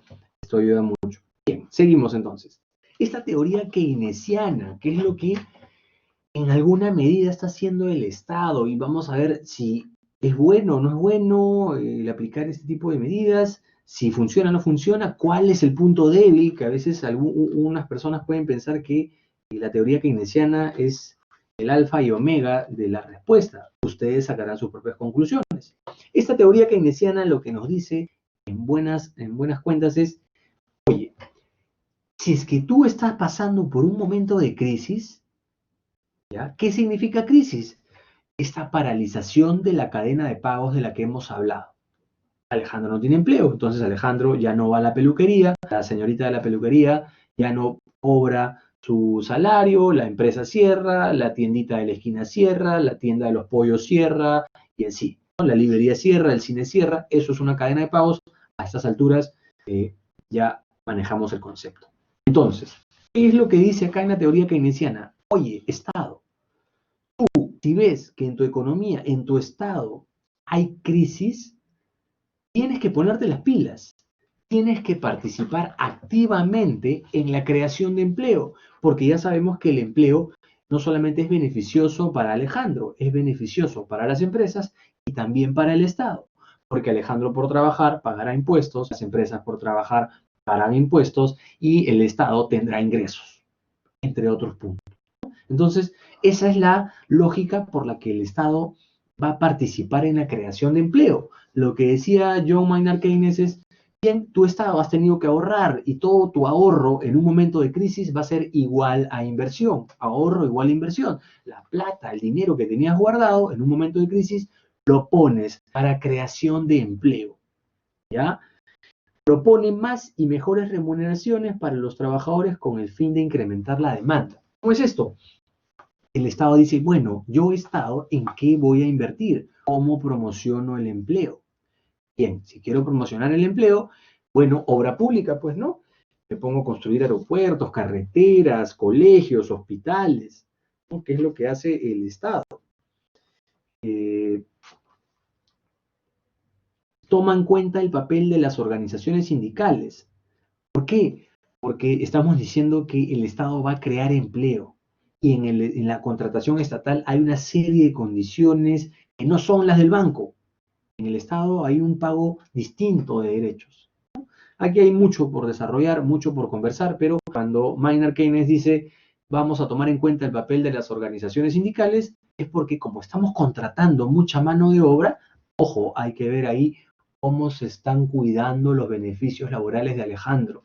Alejandro que va a estar construyendo un aeropuerto, una carretera, un hospital, un colegio, etcétera, o un parque. ¿Sí? Impera el garantismo social. ¿Por qué? Porque el Estado tiene que proteger al mercado, tiene que proteger a sus pobladores, su economía. Por eso es garantismo. Ahora, ustedes, como les digo, les estoy dando una visión muy general, muy corta, muy breve, pero entiendo que ese es el punto de cada una de estas teorías. ¿Ustedes creen que esta teoría keynesiana es buena? ¿Basta?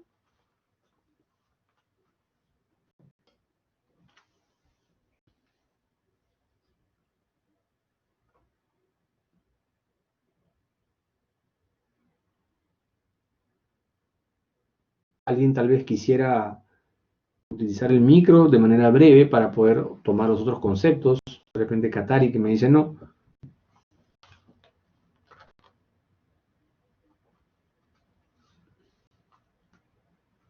Bien, sigo. Ya, doctores, estamos cansados, creo, ¿no? Están desmotivados. A ver, adelante, no veo quién levantó la mano. José Luis me parece que levantó la mano. Doctor Katari, buenas noches. Hola, Katari, doctor. ¿Qué tal? Sí, pues realmente hablar de la economía y sobre todo nuestra economía peruana es un tema de debate y felicito las diapositivas que usted nos presenta y los reportes, sobre todo las estadísticas del Instituto Nacional de Estadística Informática de nuestro país, porque ya en nuestro curso de Derecho Constitucional, el artículo 18, el Estado pues garantiza la libertad de cátedra y el rechazo a la intolerancia, ¿no? Esto viendo en la educación universitaria. Bueno, felicito esta iniciativa suya. En base a esa libertad que nos da la Constitución, yo tengo muchas preguntas que podían entrar en debate, ¿no? Pero yendo ya a la pregunta sobre esta teoría keynesiana resuelve todos los problemas del país, bueno, por eso es teoría, ¿no? Y no se convertiría en ley y la aplicaríamos, ¿no?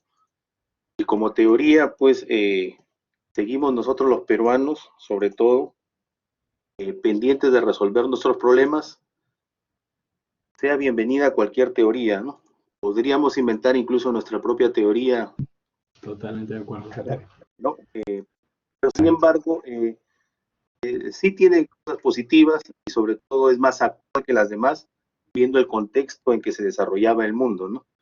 Entonces, bueno, John Maynard Keynes, pues, con toda razón, para mi opinión, el Estado sí debe intervenir en la economía. Y ahí lo dejo porque para seguir la clase y opinar más adelante en cuestiones más específicas, profesor. Katari, te agradezco las palabras y la precisión con la que nos has hecho tu comentario. Doblemente agradecido, Katari. Muchas gracias por tus palabras. ¿Qué es lo que nos dice su compañero? Profe, ya sí, estoy de acuerdo con que haya actividad del Estado, ¿no? Que se promocione el empleo. Pero lo que no nos ha dicho Katari, yo sé que lo sabe, pero por eso no quiso abrir debate, es hay puntos débiles de esta teoría, como por ejemplo la oferta y la demanda. ¿Qué pasó en otros estados, hablo de Europa, cuando aplicaron esta teoría de Maynard Keynes ante una situación de crisis? Todo el mercado tiene que estar siempre viendo la oferta y la demanda. Ejemplo, si yo me pongo a vender mascarillas, ya tengo 10 mascarillas, llego y le quiero vender a mi familia y mi familia también hace mascarillas. Toda mi familia hace mascarillas, entonces, ¿cómo le podría vender yo mascarillas a mi familia? No, nadie me va a comprar, porque la demanda está cubierta, todos ellos tienen mascarillas. Si yo vendo queques, y yo los domingos hago queques, hago 10 porciones de queques, viene mi familia, antes de pandemia, viene mi familia, que son 10 personas, de paseo el domingo en la tarde, entonces yo le vendía a cada uno queques. Entonces yo tenía ahí oferta y demanda, gente que quería comprar, que quería demandar mi producto y yo era el ofertante, yo era el empresario. Pero ¿qué pasa? Viene el verano y ya no querían comer harinas, ¿no?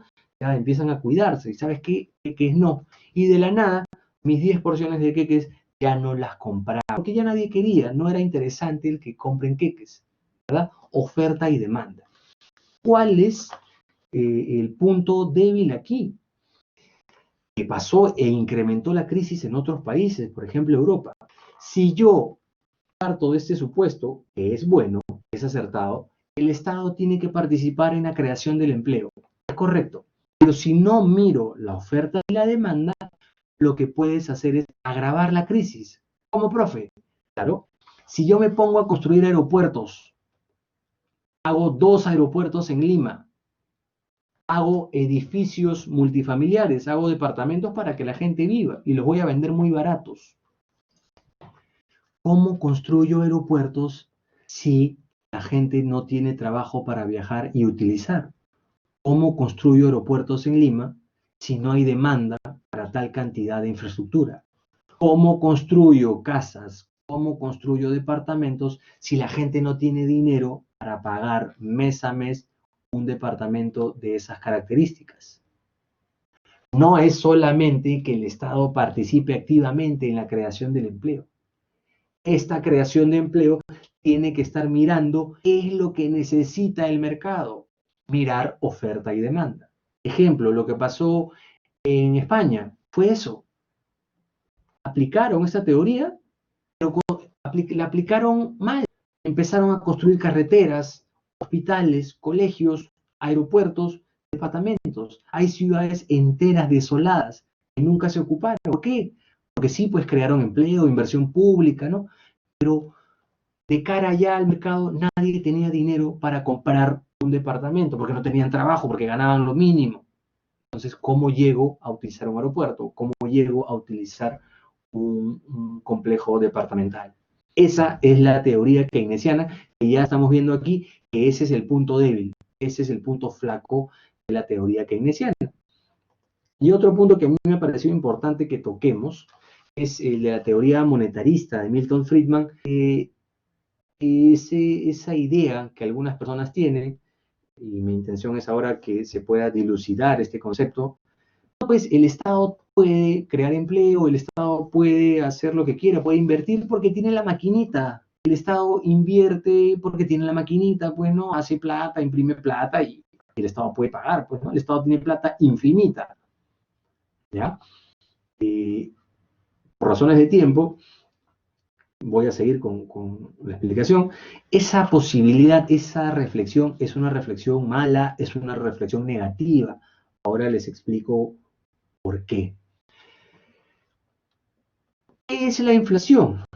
Ustedes sabrán de efectos prácticos, yo les diré que la inflación es el aumento sostenido de los precios en el mercado. ¿Por qué? Por la mayor circulación de dinero en el mercado. Como profe, ustedes lo saben de la práctica, ¿no? Hoy día un kilo de huevos valía 10, mañana 20, después 30, 40, y todos los días sube el precio de las cosas, ¿no? Inflación, aumento sostenido de los precios en el mercado. ¿Por qué? Porque hay un aumento de la circulación de dinero en el mercado. ¿Cómo es esto? Todos tenemos plata, pues.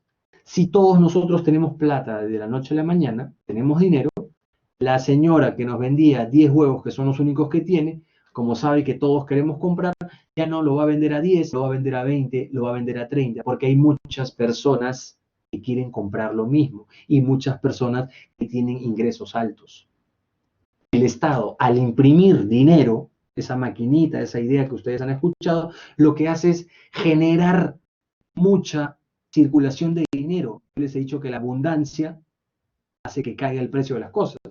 Recuerden el ejemplo de las camisetas de fútbol, abundancia, o mi ejemplo de querer vender mascarillas a mi familia que ya tiene mascarillas y que hacen mascarillas, ¿sí? Lo mismo pasa con el dinero circulando en el mercado.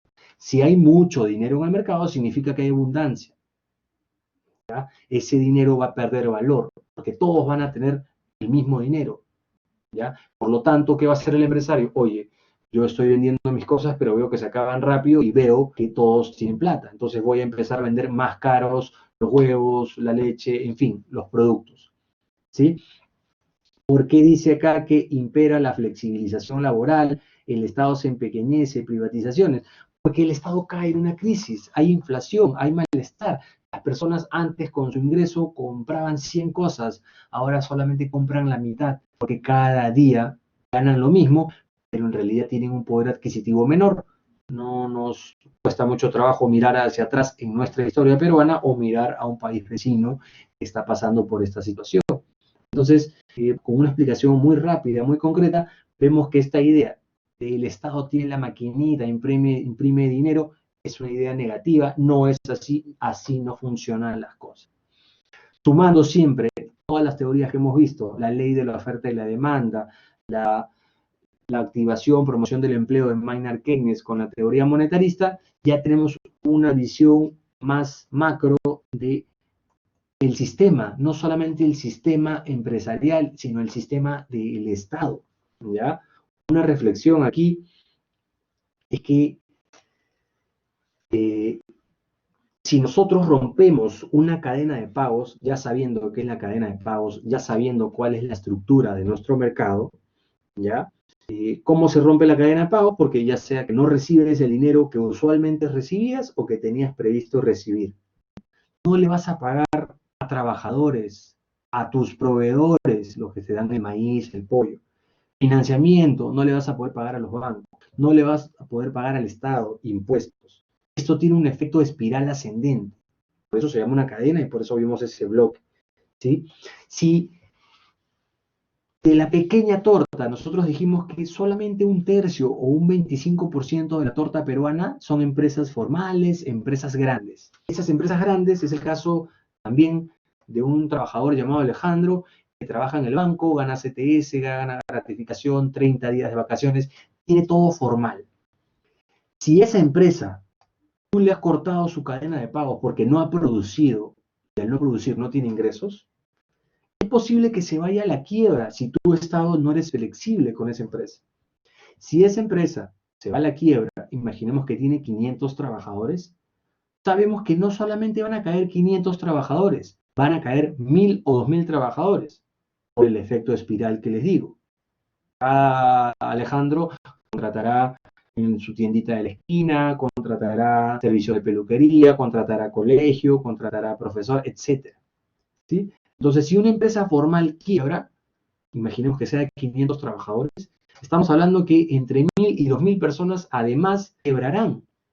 Lo que el Estado debe evitar es que las grandes empresas, los grandes empleadores formales quiebren. ¿Ya? Porque se va a dejar sin empleo formal a muchos trabajadores, con todos los ingresos que estos tienen. El efecto multiplicador de la cadena. ¿Ya? Teniendo en cuenta también que la mayor cantidad de la torta que nosotros tenemos aquí en Perú es empleo informal y pequeñas empresas. La aplicación progresiva, ¿ya?, de estos derechos económicos, sociales, es lo que ha consagrado nuestra Constitución. ¿Por qué? Por esta idea que yo les he estado diciendo de empresa, ¿no? Una empresa es esta organización que administra recursos, que administra personas, principalmente recursos. ¿Y cómo obtienen los recursos las empresas? ¿Cómo obtiene recursos el Estado? De la misma actividad económica. Y si tiene poca recaudación el Estado, si tiene poco ingreso a la empresa, es entendible que gaste poco, porque ¿de dónde va a sacar dinero?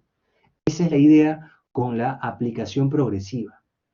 Todos estos conceptos de remuneración, pensiones, están recogidos en instrumentos internacionales, pero básicamente lo que te dicen es esto.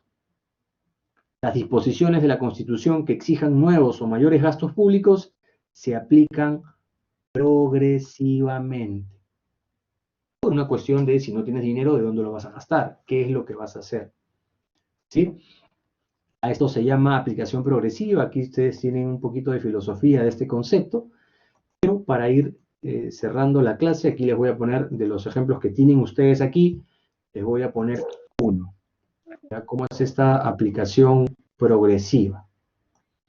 Un ejemplo les voy a poner, aquí igual ustedes tienen en el material todo esto.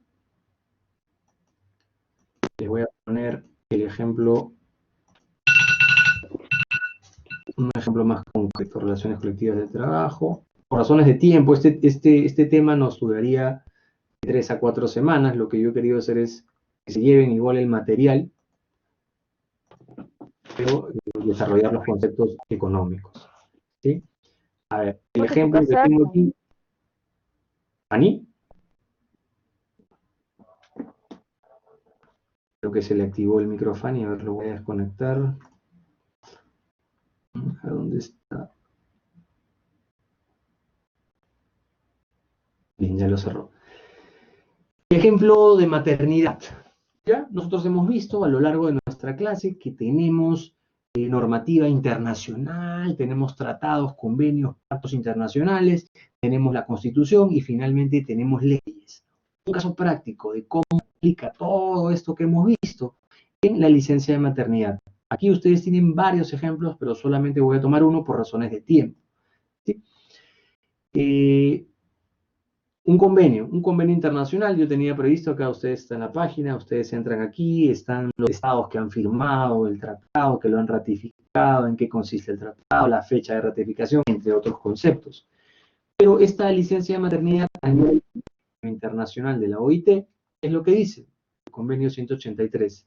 Toda mujer a la que se aplique el presente convenio tendrá derecho, mediante la presentación de una documentación, ¿ya? Tiene derecho a 14 semanas, al menos 14 semanas de descanso, ¿ya? Por licencia de maternidad. ¿Qué teníamos nosotros en el caso de licencia de maternidad? Nosotros teníamos, eso ha ido mejorando con el tiempo, ¿no? Teníamos 90 días. Ya la señora gestante tenía 90 días de descanso. Pero si nosotros hacemos sumas, restas, multiplicaciones, estas 14 semanas no son los 90 días. ¿Qué hizo el Estado? El Estado dijo, bueno, ok, vamos a poner un poquito más de presión, vamos a cumplir con nuestra normativa internacional, con lo que hemos ratificado, y ahora van a ser 98 días. Esto salió en prensa, salió en televisión, pero a eso quiero llegar con todo el rollo que me he dado económico, ¿no? Con todo el tema económico es esta aplicación, estos conceptos económicos sirven para justificar que si no tienes dinero, si no tienes ingresos, ¿cómo lo inviertes? ¿Ya? El Estado poco a poco fue mejorando su ingreso, su actividad económica, y llegado un momento, en atención a unos ratios internos que maneja el Estado, dijo, bien, estamos en condiciones para cambiar de 90 días a 98 días. Ya nos quedó claro en este punto de que no basta con sacar una ley, porque para eso vamos a retroceder y miremos el caso de Rana Plaza. No basta con dar una ley, hay que ver cuáles son las condiciones particulares de cada economía. Y aquí vemos este ejemplo, ya un ejemplo más local. En licencia de maternidad vigente en semanas. Perú da 14, da lo mínimo. Chile da 24 semanas. Bolivia da 8 semanas. Ecuador da 12 semanas, por debajo de lo que dice este convenio. ¿Qué nos quiere decir esto? Que cada país tiene su composición económica, tiene su estructura de mercado, tiene las características empresariales. Chile, nosotros vemos acá que en Perú muchas empresas son chilenas, tiene una economía, una escala empresarial mejor que la nuestra, pero aún así nosotros estamos en condiciones de pagar 14 semanas. Ecuador todavía, por su economía, no lo está, por un tema social, por un tema político también. En el caso de Bolivia, tampoco. Todavía está a 8 semanas. ¿Sí? Entonces, ese era el punto de la clase, identificar cuáles son las características económicas de cada una de las empresas, por qué la informalidad, por qué la microempresa, por qué la formalidad, por qué la cadena de pagos. Estas teorías económicas juntas, en comunión, ya podemos nosotros tener una mejor interpretación de decir, oye, estoy a favor de que los bancos no cobren, sabiendo que cada empresa tiene su razón de ser. Una empresa para que funcione, ahora te doy la palabra, autor, dame un 5, sabiendo que cada empresa para que funcione necesita dinero, necesita ingresos. si nosotros al banco, ¿cuál es el negocio de cualquier empresa? Vender, generar, para tener mi ingreso y mi renta. ¿Cuál es el negocio del banco? Para ir cerrando y darle pase a la señorita que nos levantó la mano. ¿Cuál es el negocio, ejemplo, del banco? El negocio del banco es colocar en el mercado. ¿Qué significa colocar? Prestar dinero, prestarle a inmobiliarias, prestar para tu crédito vehicular, vivienda, para tu tarjeta de crédito. Prestar, allá. Y el negocio del banco es el interés, ¿no? Entonces, el banco vive del interés. El negocio del banco es prestar para generar interés. Si tú al banco le dices, oye, ¿sabes qué? Por razones humanitarias, sociales, se entiende. Yo estoy hablando del tema empresarial. Ustedes tendrán su propia consideración y su propia opinión. Pero si tú le dices a una empresa, ahora estamos hablando de banco, no cobres, no le cobres a un deudor, el banco sigue siendo empresa. Y lo que va a decir es, oye, tú Estado a mí me estás obligando a no cobrar. Como ya tengo de los 100 que no he prestado o no he colocado, tú me estás diciendo que este dinero no lo voy a ver en retorno hasta después de 5 meses. Entonces lo que voy a hacer yo, banco, como tengo poca plata para prestar, voy a encarecer el crédito. Alejandro, cuando quiera venir a pedirme una tarjeta de crédito, un préstamo para comprar una mejor laptop, por ejemplo, y le voy a decir, ¿sabes qué, Alejandro? Ahora tu crédito no te va a costar 5, te va a costar 10, te va a costar 20. Voy a exigir mayores requisitos porque el Estado, el banco, no va a tener mucho dinero para colocar en el mercado, porque ha visto reducidos sus ingresos. Si en el caso de ONP nosotros queremos repartir dinero, ¿el dinero de dónde sale? ¿El dinero del Estado sale de la formalidad o de la informalidad? Porque estamos viendo, para hacer una clase sencilla, estamos viendo que el Estado podría, para hacer una clase sencilla, una empresa, una organización de personas que administra recursos. ¿De dónde tiene sus recursos? De los impuestos de las personas, ¿sí? Del resultado de sus empresas públicas. Hemos visto que la mayor parte de la torta peruana no son empresas formales. La mayor parte de la torta peruana son empresas, grandes empresas, pero son pequeñitas. Y con eso el Estado lo utiliza, con ese 25%, utiliza el Estado para dividir al 100% de personas en un país. En el caso, por ejemplo, de ONP. ¿De dónde salen los ingresos? La formalidad, la informalidad, es un tema que sí afecta a cada uno de los peruanos. Ya vemos a qué escala. Profe, que las barreras burocráticas, los requisitos administrativos, mucha corrupción, sí. Pero vemos que la informalidad sí ataca. Ahora vemos en el tema de salud, porque el Estado no tenía muchos recursos, además de la corrupción, que no lo desconozco, pero vemos que por falta de ingresos. Por falta de ingresos, ahora hemos visto cómo está dividida nuestra economía.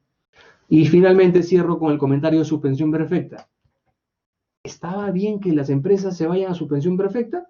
Ahora hemos visto que económicamente, empresarialmente, había una justificación.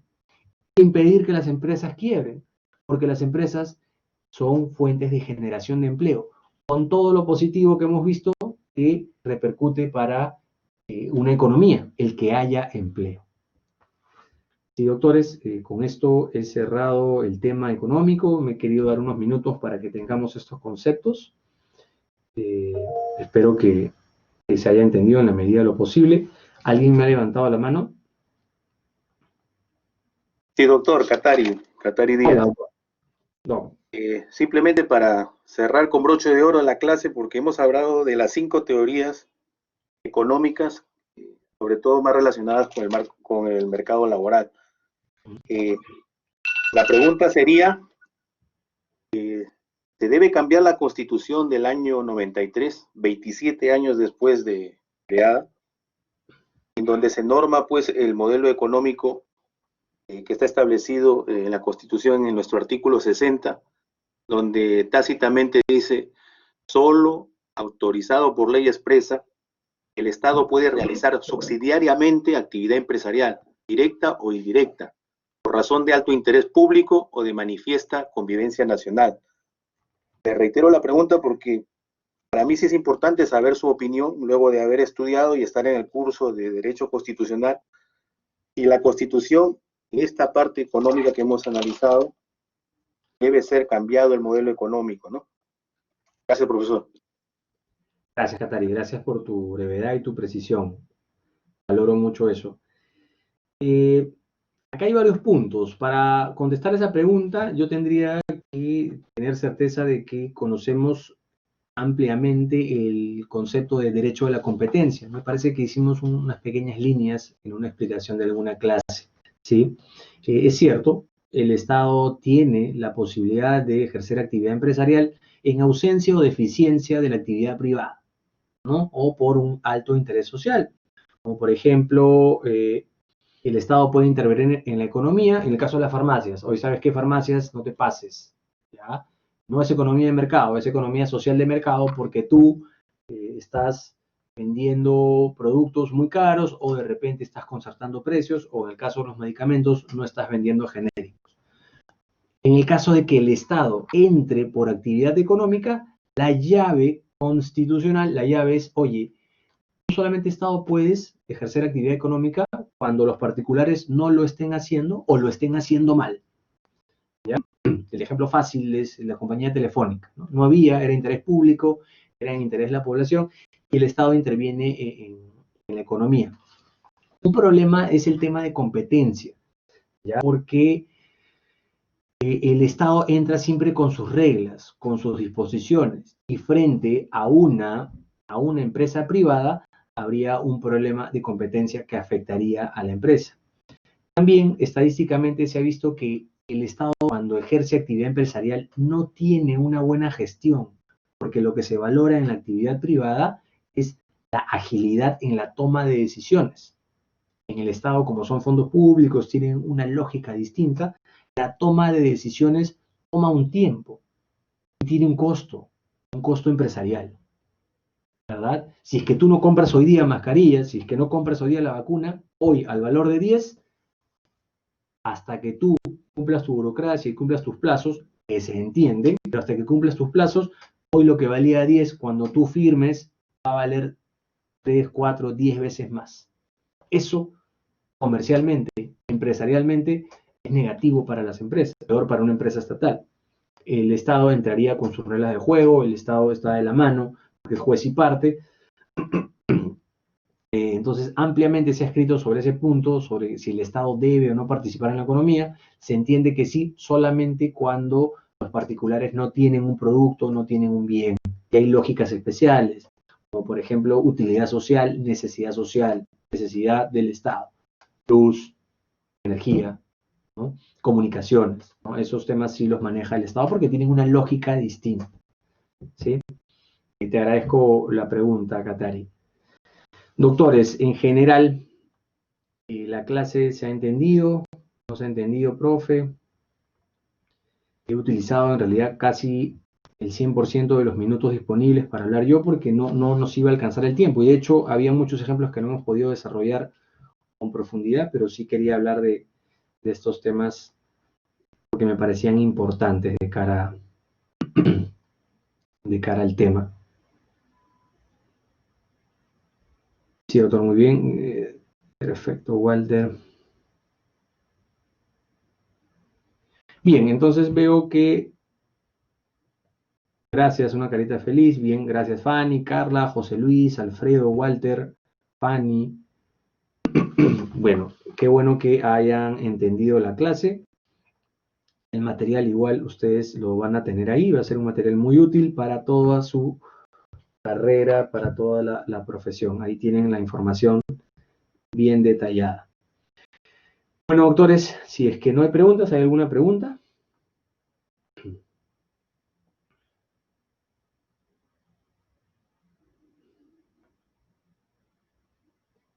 No hay preguntas, si hay preguntas. Veo que no, ¿no? Porque me dicen aquí todo claro, sí, doctor, muy bien. Comprendía la clase, doctor. Bueno, doctores, entonces ahora sí, si es que no hay preguntas, los dejo en paz, los dejo libres. Agradecerles por su tiempo, felicitarlos por el resultado de sus evaluaciones y conmigo ya será hasta la siguiente semana. ¿Sí, doctores? Sí, claro, se las voy a pasar, no se preocupen. Se genera el enlace y como de costumbre les paso el enlace con el material. Hasta luego, doctores. Buenas noches. Gracias por su tiempo. Hasta luego, doctores. Disculpe, la próxima semana creo que la T3. Sí, la T3 la converso igual la próxima semana, como de costumbre, les proyecto el material, les explico en realidad como hicimos la semana pasada o la pasada. Va a ser una actividad, ¿verdad? ¿O cuestionario?